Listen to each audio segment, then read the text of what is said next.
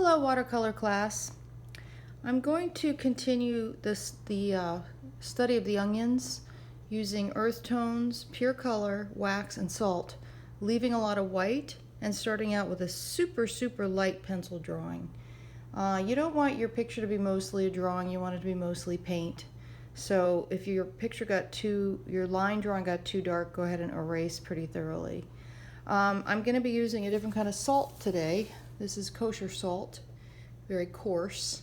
There's also sea salt and all kinds of other types that you can use. And then I have my white candle bits that I'm going to use as well.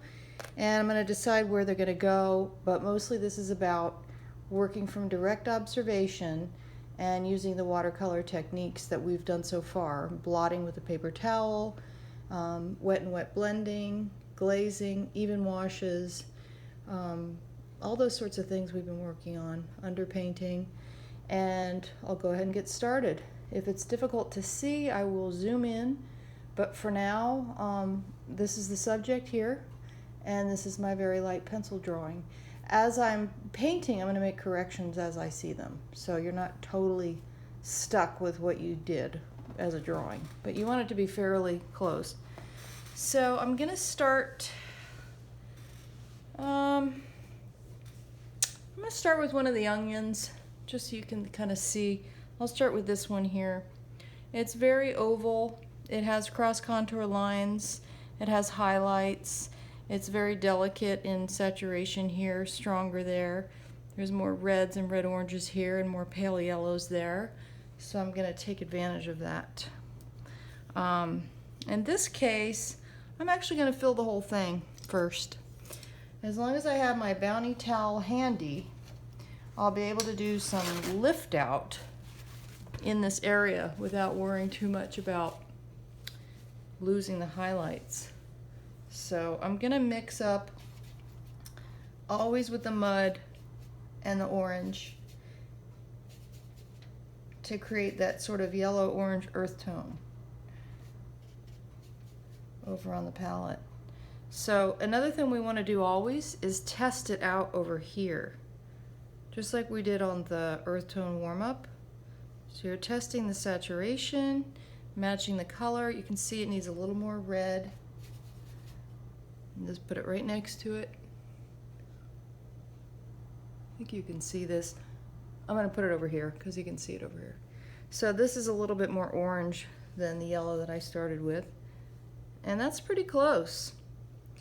You know, I think I'm going to go with this plus a little bit of yellow in this onion. And I'm just going to do the whole thing even wash, because I want a light underpainting, but so that I don't lose that nice highlight, I want to do it quickly enough to lift it out with a paper towel. So I'm going to shape this like those highlights and lift them out. They're not pure white, but they're pretty light. They're a little shinier in the image than they actually are. But I'm going to get a smaller brush and build a little bit of that yellow around what I just did. Because you have this cross contour line here, and then it's a little bit yellow here. I have a little too yellow, so I'm going to add some brown or purple to it to give it that neutral. And then this goes up here. And I have some cross contour lines here.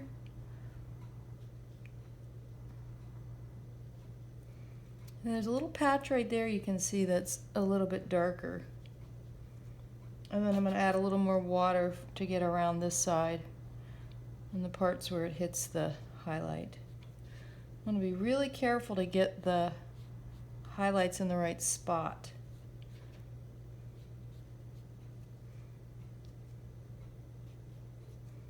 It's a little bit more red over here, so I'm going to add a little red. Exaggerate the red just a little.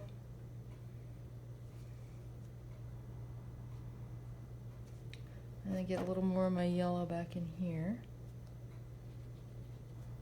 So You can see I'm pushing the bounds a little bit. I'm not completely neutralizing everything. I want to make sure that I have some accents of color too as I go. And since this is sort of a warm subject where the onions are, and the background's more of a cool subject, I just turn my palette so that all the warm colors are facing me. And I'll get to the cool ones later when I start getting in the back. But I'm just starting to take a look at these cross contour lines and see how they go. Now they're lines, so I can switch to a round brush, which is unusual, but we do use them sometimes. And I think it's a kind of a purpley cross contour line, so I can put that in there. Add a little red to that. It's a little bit too purpley, but you can see that there's a purpley hint within the orange, and I'm letting it do a little bit of wet and wet blending just for some technique. It gets a little bit stronger in here too again. And then I'm just being very conscientious not to overwork it or put too much all over the place. I want to have little flecks of what's there. There's a nice little cross contour. I want to really see the technique in here. And again, it's mostly going to be flat brush because you don't want to leave some real heavy lines in there. So do a little wet and wet blending here. And it gets lighter up in here. So build up back around this, side to side, because things move up and down and side to side.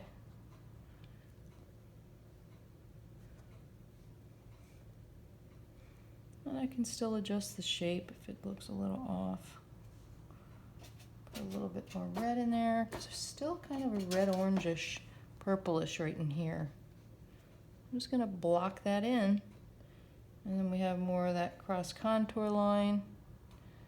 And as it gets down here, it really starts to get darker, so I'm going to actually add a little bit of black and a little bit of brown down here. Not happy with the black, so I'm going to put a little more just brown and red. Black doesn't do too well. If you put a little color in it, it tends to be less of a flat looking thing. But now I've got some technique capturing some of these lines. I'm slowly reiterating some of the darker areas like in here. And then I'm going to switch again to a round brush to get some of this information in here. There's like a little stem thing that goes up here. And that leads into the other orange or onion. So I'm going to capture that here while I'm seeing it so I don't lose it before I forget. So now I'm into my next one. And I'm not overworking the first one. I can always come back to this later. I don't think anything looks too awkward that I have to worry about it. Maybe right here is a little funky. So I'm going to just put that, this, and remind myself that that's the other highlight. Trying to match those shapes really well. And this one comes down here. And it's a little bit less here. That goes there. Oh, there. So this one has a little bit more orange right here. So I can put this here. And remember, you should always have your eye on the picture you're working from more than your actual picture that you're painting on. Because otherwise it gets lost and things end up not in the right spot. And this one has a line here and a line here. And then there's a little detail of red here and along here inside of here. And it actually has some red starting over here, just to remind myself. Then I'll take a bigger brush and block in this swoop. It's a beautiful fiery kind of a swoop behind that onion leading into the other one. But it's not dark all the way through, it's just dark there. So I want to lighten the saturation as it comes over here. And there's a little strand between these two. I don't know if you can see it, but there's kind of a pink color that I'm going to put in here. And then this tucks behind here. And this comes from here. And then you see the highlight there also on the next one. But it's soft. So I want to put some water here. Or you could water the whole thing first in some cases. I didn't do that because I don't want to lose every little crisp moment. But I'm adding some here so that I don't have too many hard edges around the highlight. And these look not vertical enough, so I'm going to switch the direction of that.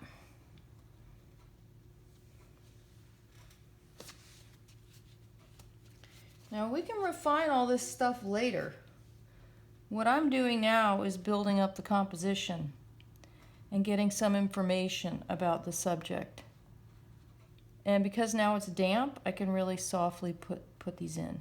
But you know, I have a couple little flecks of red. That's okay. I just made that decision. I thought it looked good. I'm going to put a little yellow right here.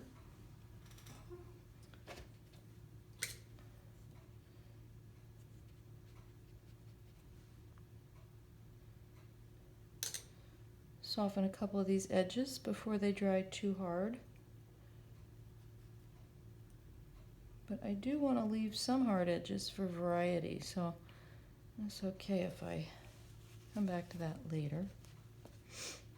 And now I'm kind of starting to look at some values. Opportunities for strong values. So I'm going to get a smaller flat brush.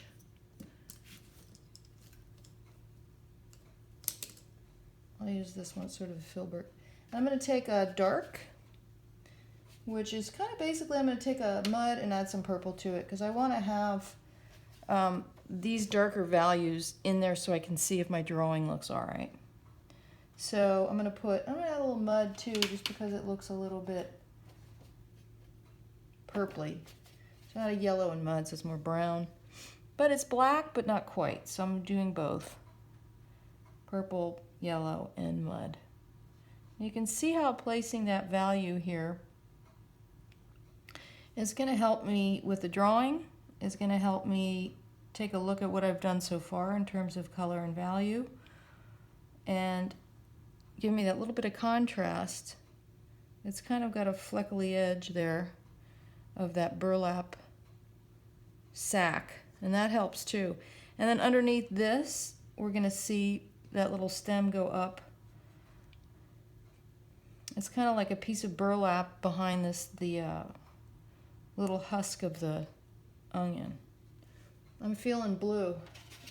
Not really, but not blue, but I feel blue in the picture. So I'm going to add this here because I see blue, I sense blue, and by putting this dark value right up to the edge of this onion, I can really start to see if I want to go back to it or if I feel like it has enough information there. And it's a way to get a little bit of a hard edge.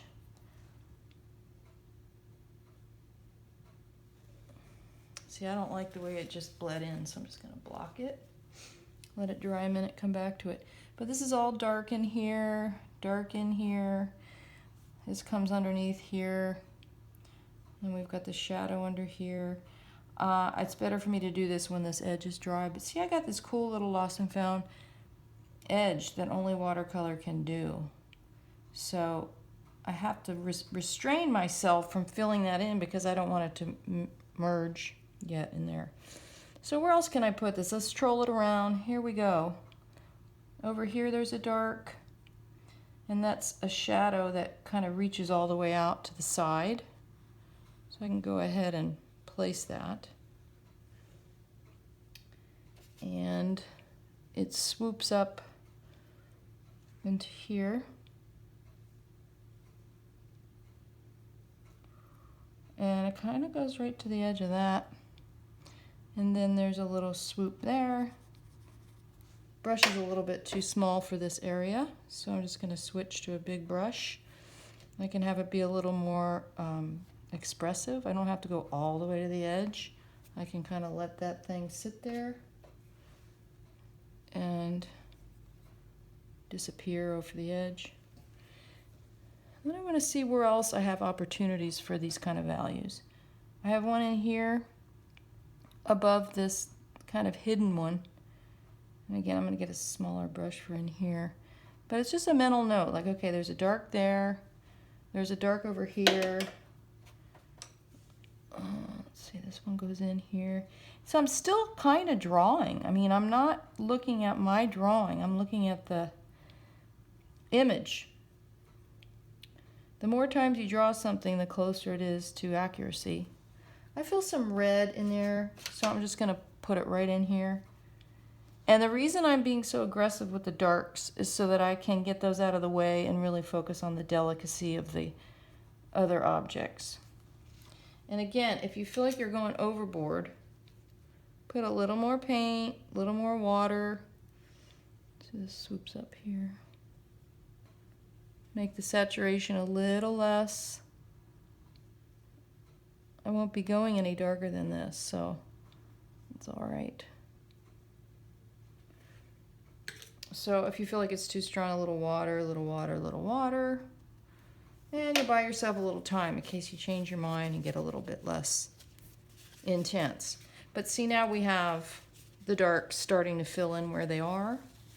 And I'm starting to get a sense of the overall composition. I'm also getting some beautiful textures in here, which are always a great idea with this medium. All right, so I have this dark thing above this onion. It's like a little lost and found line. I made that a little bit too tall, so. And then this swoops over here and hooks up with this, but I'm trying not to outline things. I'm just placing values where I see them. And then this swoops up in here. I'm kind of adding more red. This shape is a little bit off, so just make it a little more lost and found. I'm not outlining it, I'm just making sort of a broken line to show where the burlap sap hits here. And this kind of goes more this way. Very structural. And again, every time you do something, take a scan. If you don't like it, press and lift. I mean, it doesn't totally lift it out, but it gives you a little bit more time to decide how dark you want to go. The goal is a range of saturation. And I'm taking more chances in the dark areas because I can't quite overwork those. Those will be easier to leave dark. It's the other stuff that you don't want to be too light. You've got a little onion in here. It's hard to see, but it's a little baby onion back there. And it's very purpley, so that color actually matched quite well. And that's under here. Kind of goes from here to here, behind there. Let's get a little bit lighter because it's a little bit low. Use a smaller brush for that. Making it a little more warm. Just because I can see where I put it a little low. I can still get that purpley color that I liked. That onion's not that important, it's in the back, but I just want to make sure it's in there.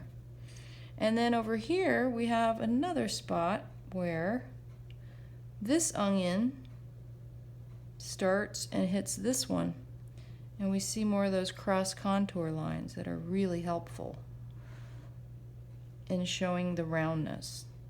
You don't have to fill in every single thing.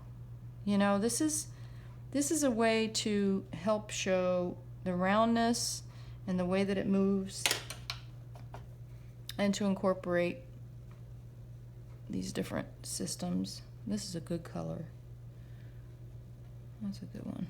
And of course, testing it first is helpful. I feel pretty confident, so I haven't been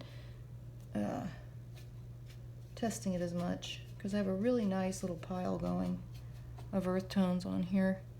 Then of course we have this edge that comes, it's a shadow, and I'm gonna fill it in the way that this onion is moving. and this sort of emerges out of the dark. But you don't see the edge, so I gotta quickly blend this into the dark because I don't want to make it look like my onion is round, because it's really not. Like even over here, it's a little blurred on the edge and more blurred here as it emerges from this sack thing. And now I'm starting to get into these purpley, cool, negative space colors. So I'm going back into some blues. This thing folds up, comes down here, and then it's a little more red. Keep switching brushes. Down here there's a little triangle. And now, just now, I'm starting to get a little sense of this thing. You know, it's a relationship. And it takes a while to start to understand what's going on here. I've got this thing here. And a little bit of brown over here. Triangle here. Triangle, triangle. And there's this stem thing. And then there's this space of brown above the little burlap thing. Just getting a little information where I'm going to end up putting that.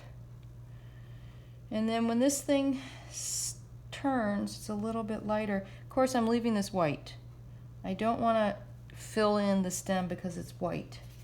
And I don't want to fill in these highlights, and I don't want to fill in these highlights. So I'm going to have to build around, like over here.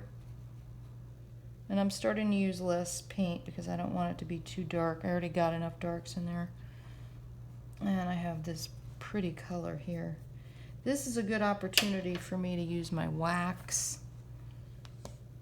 in here.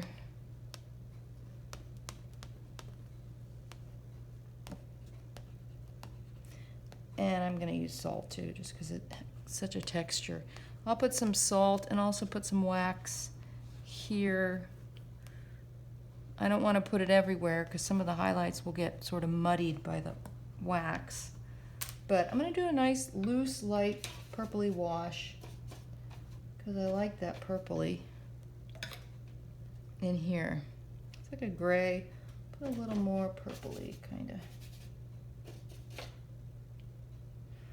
Don't want to get the highlights covered, but I want to show the salt. So I'll go around with my mud over here, real pale. You can see a little bit of the wax, but my wax is not that, oops, my wax is not that solid when I fill it in. Oh, there's some.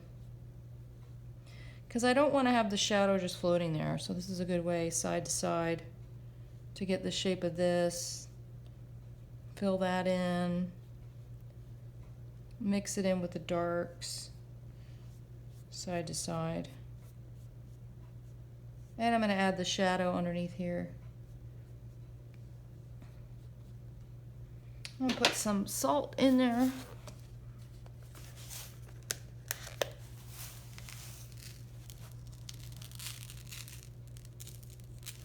So even if I don't put that anywhere else, I've fulfilled that part of the project.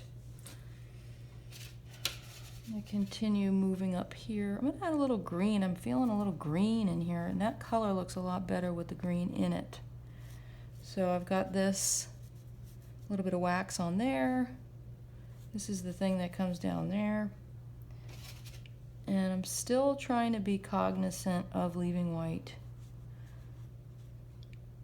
This thing comes through here, up here, being careful of the saturation.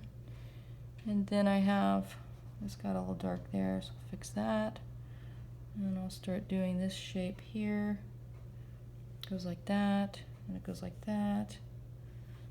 And it goes up to this point, gets a little light edge. And then we have the stem.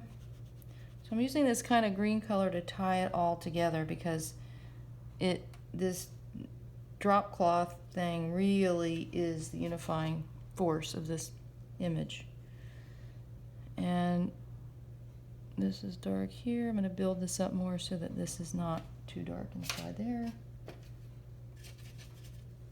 And by leaning green, I'm able to incorporate my own invented kind of color system. And I'm putting more green in here because I see a little bit of line I want to get rid of. I feel like the green is working better than the purpley. Plus it gives it more variety. So I'm going to go in here with more green. Make sure I capture that flip there. And then it droops down to a point, and then it flips here. And then it droops down again, flips here. And instead of filling that edge with the white, I'm going to start filling behind it. So like if this thing is here in the stem,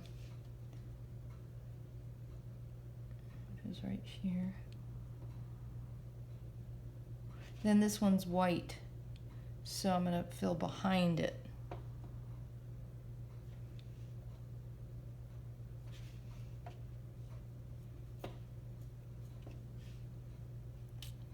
Comes down here. So again, over here, I'm going to fill behind it to get these shapes in the back.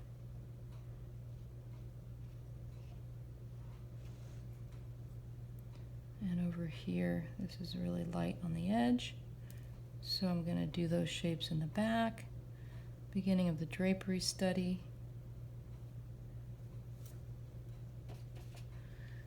And dark, and then this is light. And then this is light. I can do that.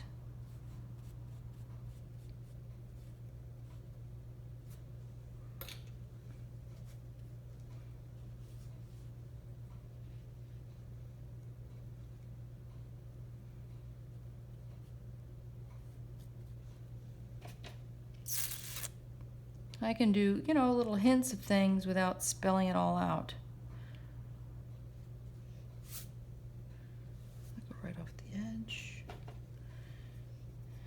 Make this a little darker. Sometimes it's good to go straight back to a big brush in the middle of using small ones. Just gives it a spontaneity.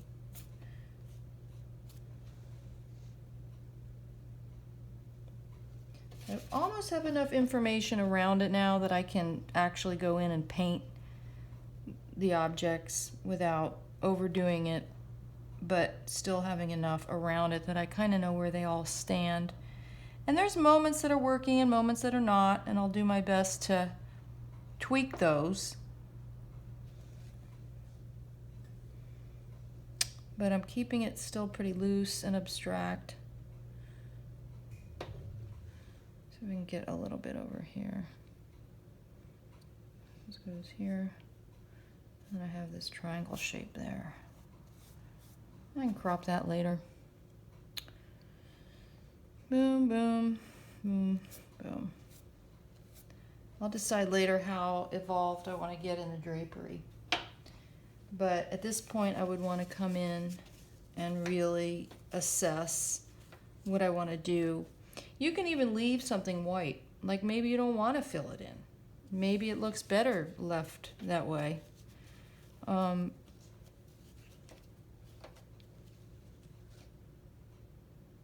know, I mean, who knows? You could just leave that white. I don't think I'm going to, but I'm certainly going to use it with reserve because I don't want it too dark. Now remember, I didn't get to do this shadow yet, and this has dried. So now I can get a crisper edge. So we want some crisp and some loose.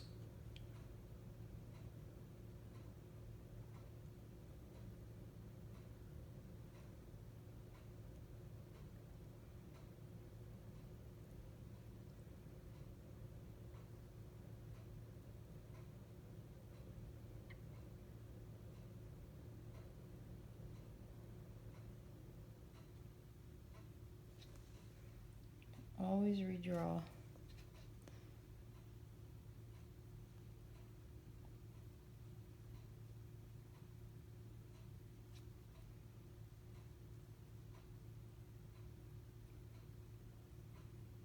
Even in the dark, you can leave white. You know, I'm leaving a fleck right there just because it looks good. I still get the sense of the shadow and how it weaves.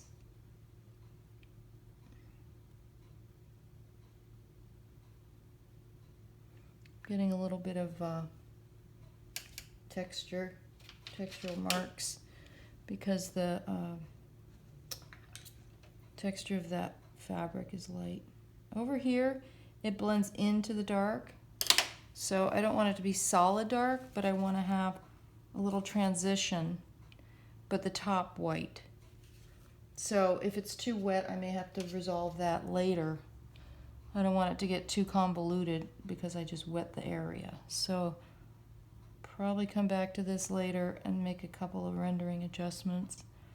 There's ways to fix errors and make it look purposeful. Like this is too wide, but really it's not because there's a dark edge to this. So when I come back, I can reevaluate that. This droops down. And then we have quite a bit of a dark shadow here. And see, I'm kind of slowly building up to this value, even though it was pretty bold to begin with. I didn't go all the way yet. I gotta make sure that the dark edges of the onions actually meet where the highlights are. See, I'm not filling this whole thing. I'm putting little edges to help me have technique.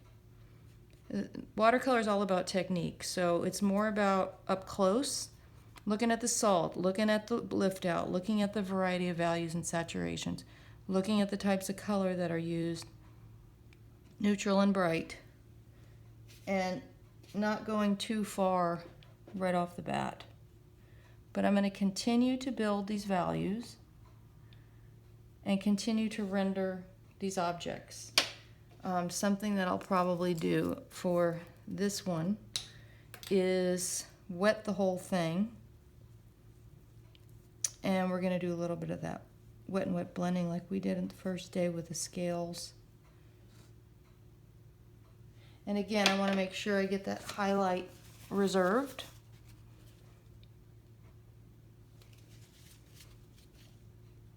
And then when I can add my yellows and oranges around it,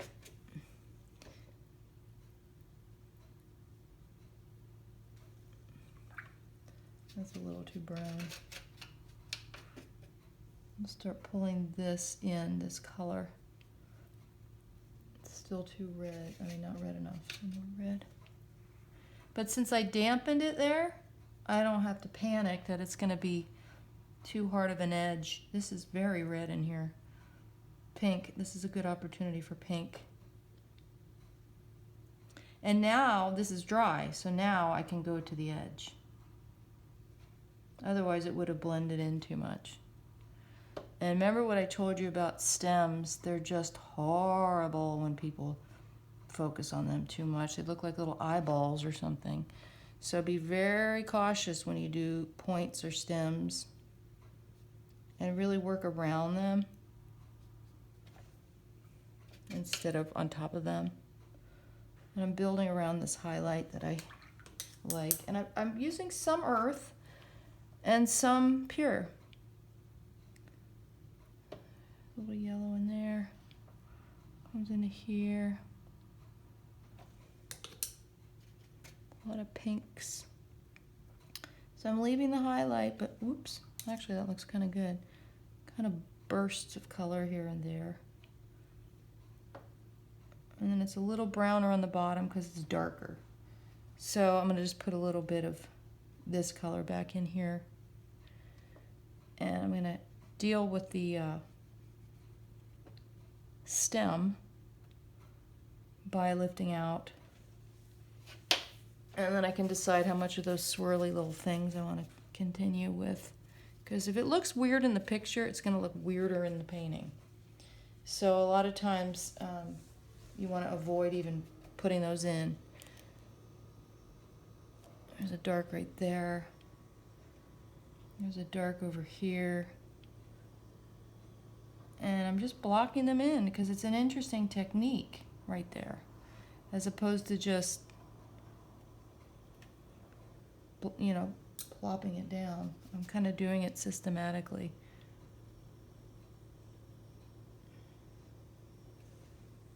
Just put a little bit of this stuff in there.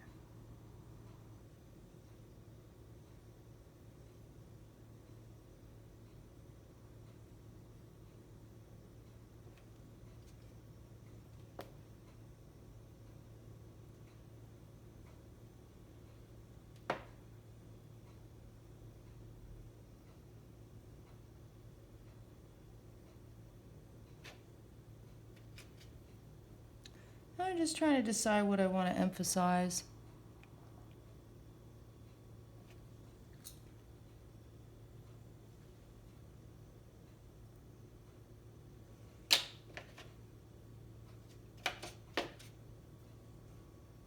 Do another kind of wet area here. Starting to get a sense of the color. So I'm going to block it in where I see it. A little pink.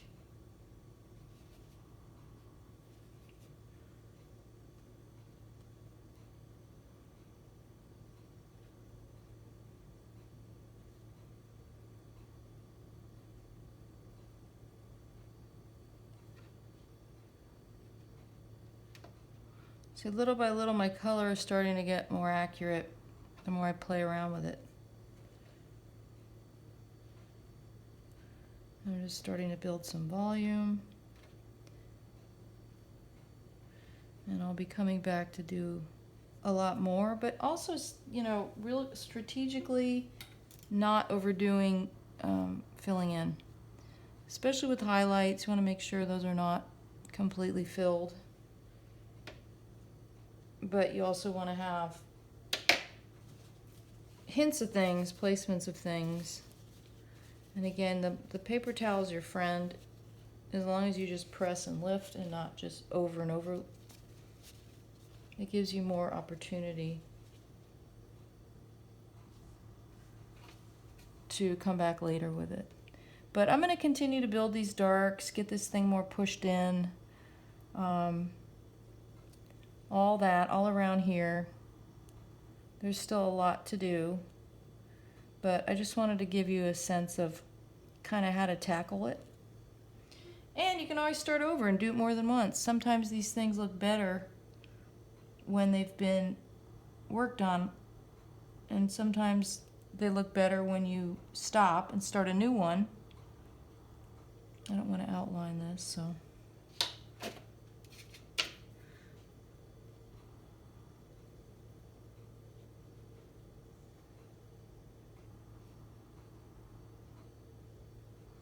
I'm going to make this disappear right here. And of course, don't forget your cross contour. We've got to keep playing with those things. Those really help. All this kind of stuff. Side to side, up and down.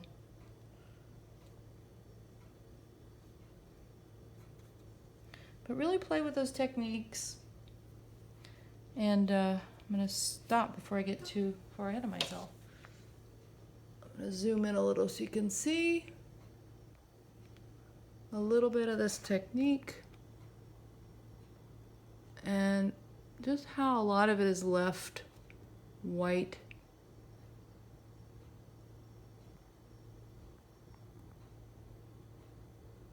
And hope you'll enjoy. It's a fun project. And I think doing that wax and salt warm-up was very helpful. It's abstract yet reminiscent of the subject, enough that we know what it is. Bye.